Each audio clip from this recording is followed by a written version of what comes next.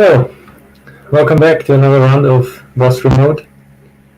Second instance or attempt, however you might want to call it. Today, Sven is going to talk about Steganography.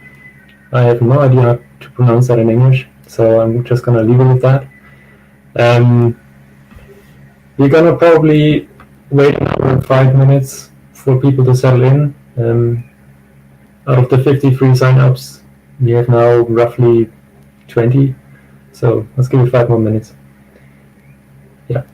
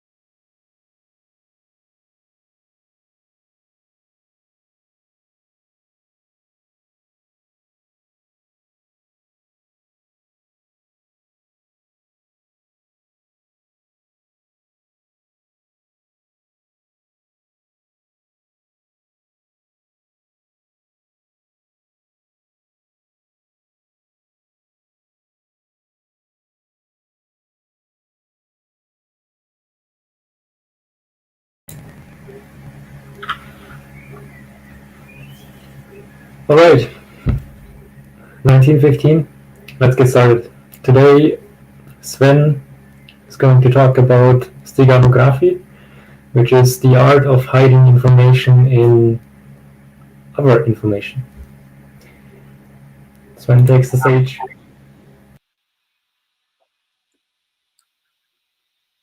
All right. Hello, everyone. So, yeah, today I want to talk about the steganography in Rust, specifically about hiding secrets in images. And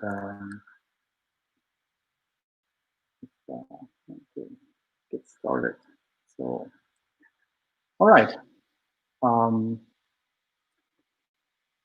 Steganography is a little side project of mine since 2006.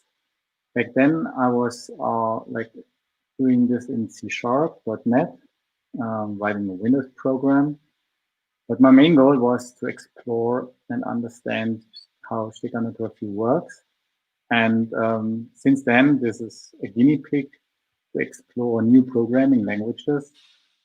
And yeah, last year, 2019, I decided to give it a try in Rust, actually, because that's also a programming language that I learned in 2019. And yeah, I wanted just to share now in this talk how that all looks, and also what is steganography at all. So little information about myself. So I'm Sven, and normally I do a lot of business application development, mostly with web technologies and big databases. Yeah, and sometimes I write about learning Rust and technology. So you can find me on Twitter and on GitHub, of course. And also sometimes when I write, I'm on DevTo. It is also a nice community platform where I can actually learn a lot of things. And it's pretty cool. You can check that out. All right, let's get started. So what is steganography anyways? And yeah, I want to give you some examples how that looks like. And that practical example, it's already quite old, this thing. So for instance, in the medieval times, they wrote letters in with invisible ink, yeah, or they put texts on an envelope, but beneath a stamp, for example. So in gloomy words, we could say that is the art of hiding information behind something. And more technically speaking, this is hiding data in images, audio, or even video data. That is all possible. Right. Then how is steganography different from cryptography? You might ask. So cryptography is a lot about like the inaccessibility of information. So anyone can know that Alice and Bob are communicating because the message is like protected, encrypted, right? But in steganography, on the other hand, it is like about hiding the information and specifically hiding that there is even communication. So nobody should know that Alice and Bob are communicating. So in that regard, it protects more the sender and the recipient from being like known that they are communicating. And yeah, steganography can be combined with cryptography so that the message even additionally getting protected. But that's another story. We will not talk about this today. So today we want to focus only about secrets in images, all right? And for that, we need to like explore images in a bit more detail. So you all know that images, they have like properties like a width and a height. And if you have a closer look, you zoom in, then you see actually the pixel, right? And the pixel, they're having like that's the color, right? And they're having this color channels. So there's red, green, and blue. And transparency is also there, but we leave that aside for now. So every color channel, red, green, and blue, takes 1 byte in size, right? And yeah, to leverage, like, or to explain why this is even possible, we need to have a look at colors because they're pretty fascinating. So we have here 2 colors, right? Could you tell what's the difference? I could not. So for me, they look pretty identical, right? But if we look closer, we would see that they are not identical in that sense. So on the left side, this circle has this color of E7, A6, 29. And on the right side, you see this circle is different by 1 in every color channel, right? So the eye could not tell the difference, right? So that is an interesting property of images. So let's zoom in a bit how that in detail looks. So we come to this term of least significant bit. Because if we have this color here and we look at the color channels, red, green, and blue, in a binary notation, then we have the least significant bit on the very right, at least in the little endian representation. So if we modify this color here now by subtracting a 1 bit of red, adding 1 bit to green, and subtracting 1 bit to blue or from blue, then we would end up in having that color on the right. And you see in the binary notation, the very right bits, they have changed. And this is actually how we, how the algorithm basically works in encoding data. So let's look how that like in detail would work. So here we have a secret. So the secret here is our string, this hello world string. But the program that I show you later on can also take files, multiple files. It not needs to be a text. But to keep things simple, we have here now this text, hello world. And we have the first 3 letters here also shown as a hexadecimal representation, and below, just to make it more transparent, is a binary notation. So every character has 1 byte of size, and we start the journey with taking the very right 3 bit of the first character, and we transfer them in the first pixel. So the red, green, and blue color channels, we change them. We override basically the least significant bit, the very right bit, by the new bits that we have here. Then we move on and doing the same for the next 3 bit, but in the next pixel, so in the second pixel. Then we move on. We have just 2 left here, so we put the 2 that are left in the third pixel. Red, green is now filled. And then we move on to the second character of our secret that we want to hide, and take here the first bit, and we fill that in the blue channel. So now the first 3 pixels, they are filled with an information. And now it's pretty simple. We just repeat where we started. So we move on to the next 3, and so on, until we reach the end of our data, right?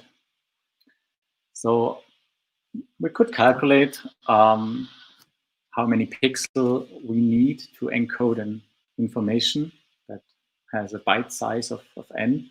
So you see this formula on the left.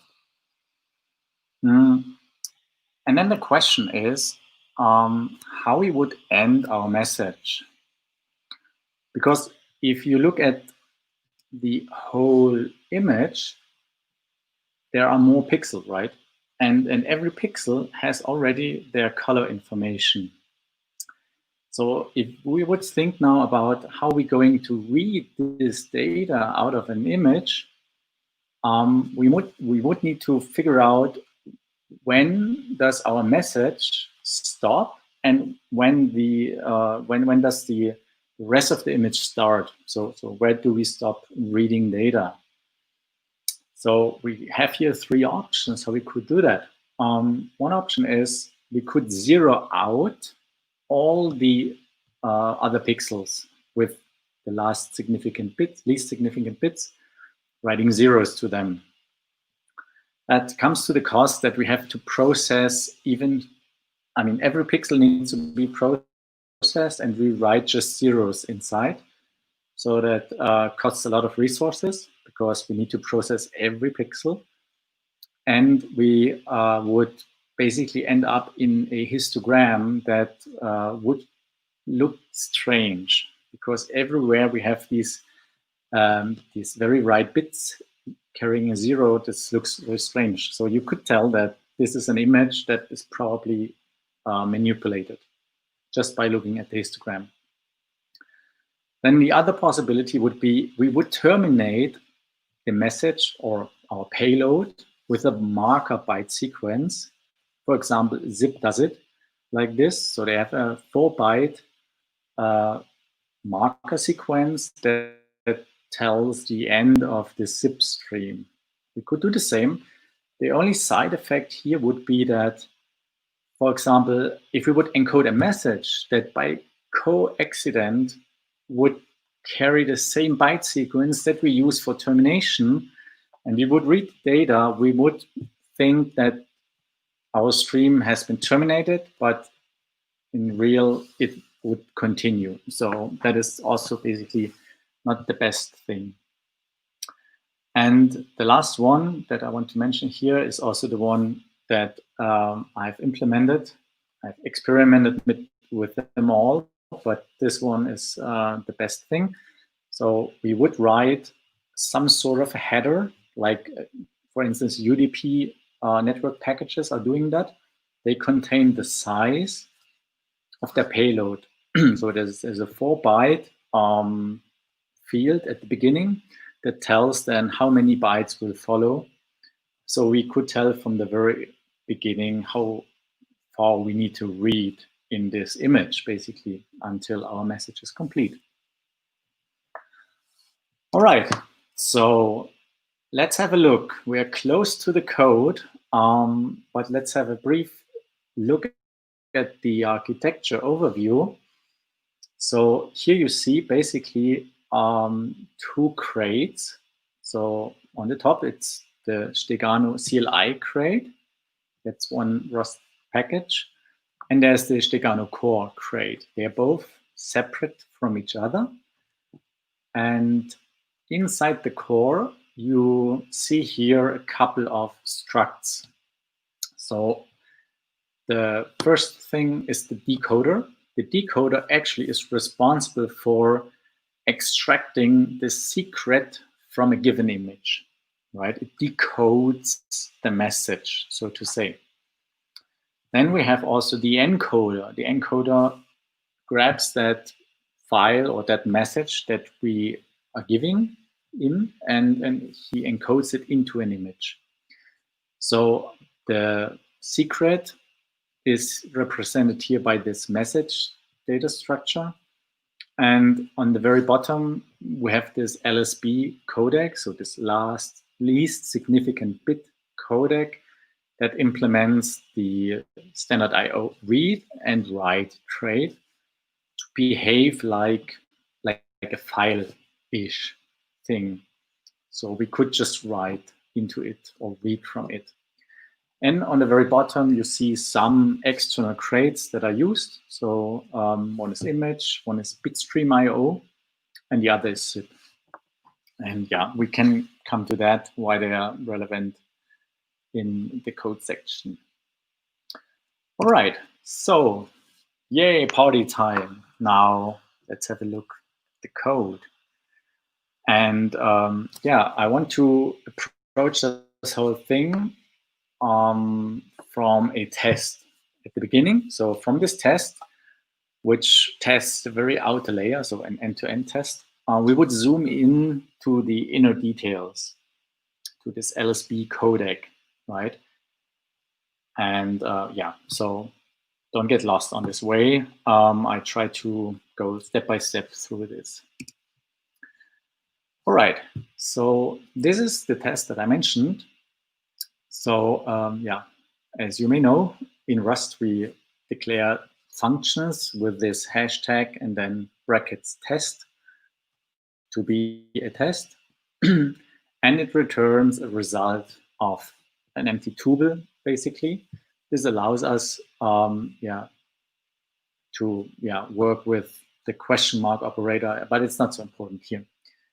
All right, what we see then is the Stegano core structure is just a little like wrapper. It's just like a builder pattern, actually. We're using this to get an encoder. So we call the encoder method, and then we get this Stegano encoder back. And on this encoder, we would call now the hide file method, and we would hand over the file that is basically our secret. So here in this example, we want to hide the cargo.toml file. Then we call the use carrier image function, as it says. We hand over our image that carries the secret. And then we write to a /temp image with a file inside .png. So until now, there is just, I mean, there was just preparation, like in a builder, but nothing happened so far. Only when we call the hide method, now the action is performed. Now the data are getting read and they're getting encoded in this particular image and then saved. So afterwards, we see the Stegano core decoder, how that works. So we give the decoder the source image. And here we using just the same image as we have created, so image with the file inside. And we name a target folder, the write to folder /temp. And then we call the unveil method. And the unveil method will basically take care of this decoding stuff that I mentioned. And on the bottom below, you see just an assertion. So this assert equal file content. I skipped the code here, but yeah, as you can tell from the name, it checks that our original file and the file that we have just decoded are identical from a content perspective. So that is like the end-to-end test. Right. So let's have a look at data structures. So the Stegano encoder has 3 fields. One is the target. That is a string. So this is really just the file name. And then we have the carrier, which is the RGBA image. So that is basically what we give as a carrier image. And then we have the message. And the message is built from the from the file that we hand over. So how the message data structure looks, we will see then in the next slides. The decoder, on the other hand, just needs an input, which is an image. So the RGBA image here. And it needs this output, which is like a path, which can be like here a folder, as we said. Yeah, so all the types of these fields, they are option, because at the beginning, they are not initialized, but only when we call here these builder methods, then they're getting initialized. All right, let's say spot on the hide method.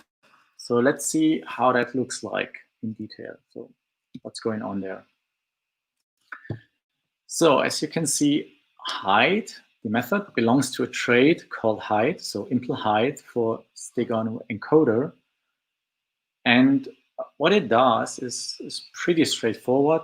So it has this self-carrier, which is the image. So it takes a mutable reference, unwraps that, and it initializes a new codec. So this codec gets the image, and then with this codec, we can like perform the write all operation. As I mentioned before, this codec implements the standard I/O traits for read and write. So we would here use the write all method. So the buffer is actually coming from the message itself. So we turn the message into this vector of U8, which is just bytes, unsigned bytes. And this buffer we use then for writing. And then below, it is just that this carrier image that is now manipulated from this codec, we would call the save method, and then it is saved as this target file. So nothing special, it is just saving that image. So the message, as I mentioned, looks the following. It is not just a file, because it can be multiple files. For example, I can give multiple files to the tool and or a text, just a string, and it will take care of that. So the message basically, so this vector of files is a file name and the bytes of that file. Or this string is just literally a message that I can type on the console. This header field, on the other hand, that is an enum, the content version. I will not talk much about this. The content version is just there for backwards compatibility. So don't worry, this is just one byte that getting serialized when we call this into a vector, actually. Okay, so the write all is, or the write trait actually is this interesting thing that we want to explore further. So let's zoom in the LSB codec. Here we go. So as I mentioned, it implements the write trait. And here it has this, this lifetime for the image needs to be mentioned, because in the beginning you have seen that the image is initialized somewhere else, and the codec just operates on that image, and it doesn't take ownership of that image. Yeah, that's the Rust details about the ownership, right? So don't worry too much. It is not so much important. So you might expect here the write all method, but here's just the write method, because the trait itself handles that for us. So when we call the write all method and we hand over a big buffer, then the write method under the hood is utilized to write this big buffer in chunks, for instance, right? So yeah, for now, just imagine they are getting the same buffer handover, and then they would behave identical. So yeah, here we take again the carrier, which is this image, and we extract the width and the height, so the dimensions of this image, and we initialize a new bit reader in the endian, little endian format, right? So, and that takes a cursor, the buffer. And yeah, then we see the loops below. So there's a loop over all x coordinates, and then an inner loop about the y coordinates. So we go basically in this direction, and then inside we grab the pixel on this particular position, and we iterate over the colors. So from 0 to 3, we would iterate, and then in this RGBA variable, this behaves like an array, so you can index every color. So this is these color channels that I mentioned before. So we can access this byte of this color channel. And then this bit wave function is called, which takes these two arguments. One is the color channel, the first, and the second is this particular bit from the bit reader. So this is the bit that we have processed here. And then it puts that pixel after manipulation basically back into the carrier image. And in the end, it returns just the bytes that were written. Pretty straightforward. So this bit wave function, that is actually the one where the last magic kind of is happening. So yeah, well, the first variable, it's called byte. It's maybe a bit misleading. So that is the color. And the second variable is this particular bit from our secret. And here we do a bit of pattern matching. So in the case, the result of this bit, because it can be, for instance, the end of the stream is reached, then it could be that we're having an error and we don't have any data anymore. So this is why we have to do this pattern matching. And in the error case, we would just use the color. And in the OK case, we would use 1 or 0, because it's a Boolean. So this bit is either 1 or 0, right? And then in the last line, when we return, we would slice out the least significant bit with this 0xFE. And with this binary OR operation, we would just put in this bit from our data. And that's it. And in the error case, it would actually do nothing. So it's similar to as if it would just return the color as it was. That's it. So here is the visual illustration to that. So yeah, the byte is the color itself. So the particular color channel, to be precise, red, green, or blue. And the bit is this least significant bit that we are going to put in. And that's it. All right. Yeah, here again, you see that they were manipulated. All right, so running a bit on time now. So now there's just a short time for the demo. So I would like to show you how that would look like on the console. Now I hope you can see the console. We have here a demo directory, and we copy the cargo terminal, which was this example, right? The cargo terminal is now here.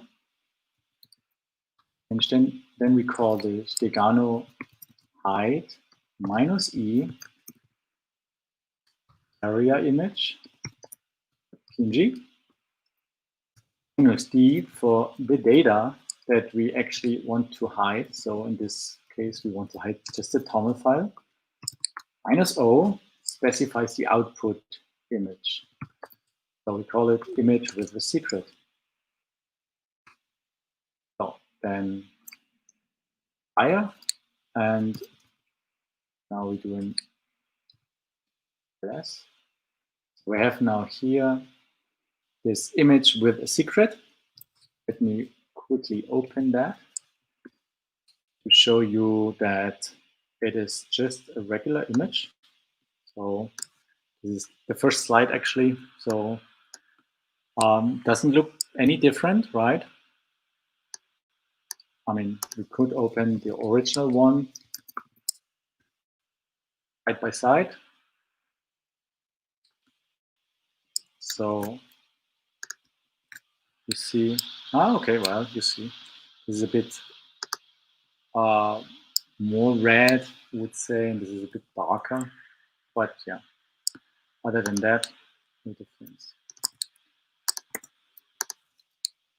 But the size is a bit different.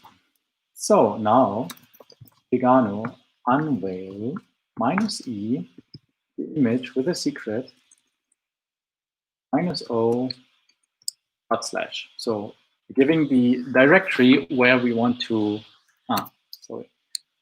First, we need to remove the cargo tunnel, otherwise we won't see if that was successful. So no cargo tunnel anymore. So we unveil the image, and now there's the cargo tunnel. All right, so let's see. They differ? No. Yeah, let's have a look. It's still the same. So this is exactly how the original looks like. All right, this was the demo of the CLI, and the CLI is basically just a thin wrapper with CLAB, which is a command line library around the core, actually. So it supports basically the same API. And yeah, there's also a help function, because CLAB provides us this for free, and it's super awesome. Yeah, really nice to write command line tools for that. All right, so that was the demo. And yeah, now we are basically at the end of my talk. Just to mentioning, so on GitHub, there's an own organization for the Stegano tool. So it's called Steganogram. And it has these 3 repositories for now. So the CLI, the crate that I mentioned, the core is also the crate that I mentioned, and the CLib core, which is work in progress. So I plan to write a little wrapper to expose that to C and eventually to WebAssembly. But yeah, this takes a bit of time. And there's also a website, www.stegano.org, where you can find also the Windows version that I wrote years ago. And yeah, you can just explore and toy around with it. The 2 versions, the Rust version and the Windows version, they are kind of compatible with each other, but sometimes it breaks, and yeah, it is not fully compatible. All right, so now it's time for Q&A, I guess, or Yeah. Very nice. Very nice. Thank you. How much time did you invest into writing all of those crates? Well, as I'm doing this as a side thing, I mostly wrote it in a couple of evenings, I don't know, maybe a couple of weeks in total. But yeah, I'm kind of obsessed with keeping things really clean, and so doing fast progress was not one of my concerns. I wanted to explore Rust a lot, which I didn't so much. I mean, for instance, reference counters and all this crazy stuff is not used at all. It's pretty interesting how less features of Rust were necessary to get this thing here written. But I explored the ecosystem and test capabilities and all that stuff, and that is really nice, and it was a lot of fun to explore that further. But yeah, I mean, the documentation is still to be done, and also the compatibility between this other version and so on. This is done, and this needs to be improved. I mean, I have to reverse engineer my own code that I wrote years ago, and this was the most painful thing. To decompile these .NET assemblies because I lost the code over the years, and it was horrible to see that, what I wrote there. Yeah, and also another topic that is not yet solved is basically also audio and video files. Would also be really interesting to do this here as a just an extension, basically. And yeah, I mean, the convincing things about Rust was really the performance, because as I mentioned, I wrote this guinea pig in a couple of languages already, and Rust is really the most fastest thing. I mean, in terms of writing the code and also then in terms of performing the code, it's really awesome. I'm really satisfied. it's really cool. Cool, really cool. Right, so I don't know, maybe in Discord. Yeah, I think we're gonna continue the discussion in Discord, and then I do a quick ad hoc presentation about a side project I started recently. Yeah. So thank you very much, Sven. Thanks for doing the presentation, doing the talk. Yeah. Thank you very much. Really awesome. It's really fun. Thank you.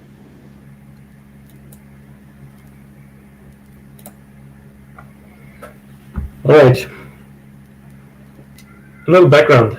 I'm working on my day job with Rust, so the expectations on the quality of the Rust code I write are a little bit higher than side projects. And one of those things where quality is supposed to be high is documentation tests. Like doc tests as in code, but also documentation as in, well, it should make sense. The grammar should be correct, the spelling should be correct. Unfortunately, I'm not really awesome at that, especially when like I just completed all of my code. It's running, the doc tests are running fine, unit tests, integration tests, everything is fine. And the last sweep of documentation is really not as far as it usually should be. So I figured, well, I should probably write a tool for that.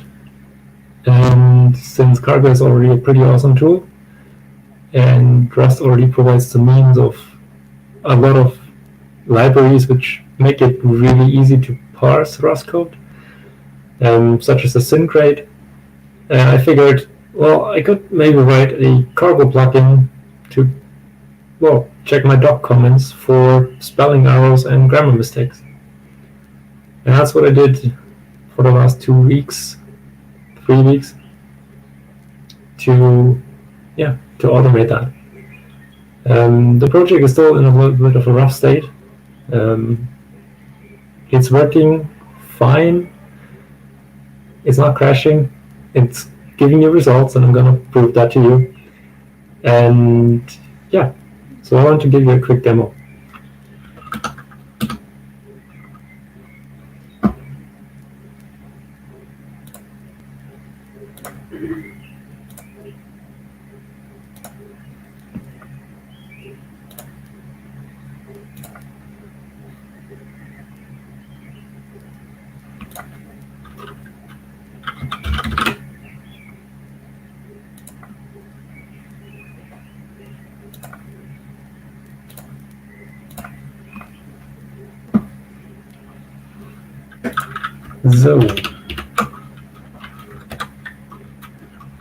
So cargo-spellcheck is obviously the project directory where all the source code lives in, and well, of course I already have a version installed. So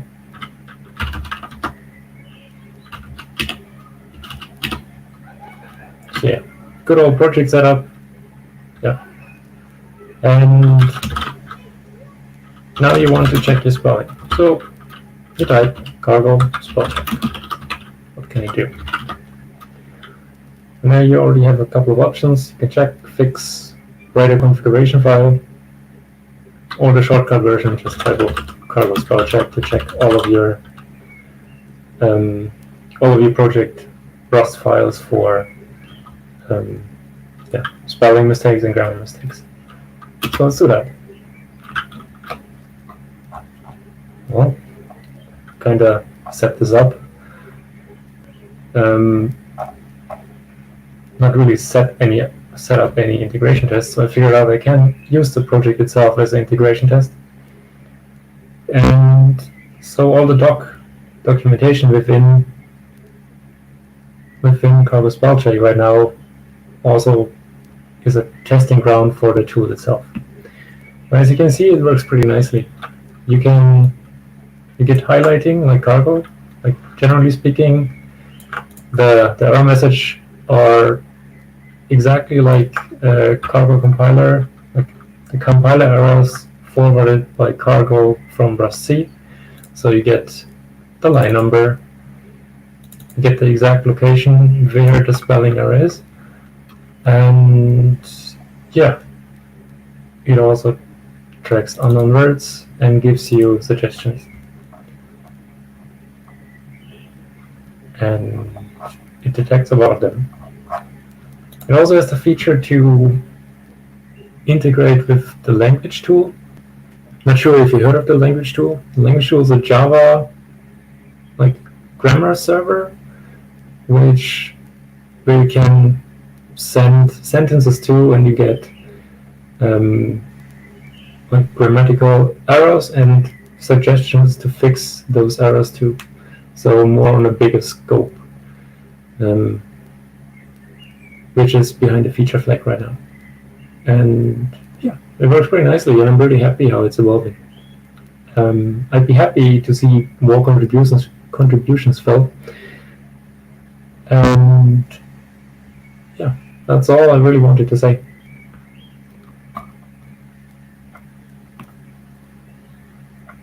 If you have any questions, I'm happy to answer those on Discord, and yeah, see you there.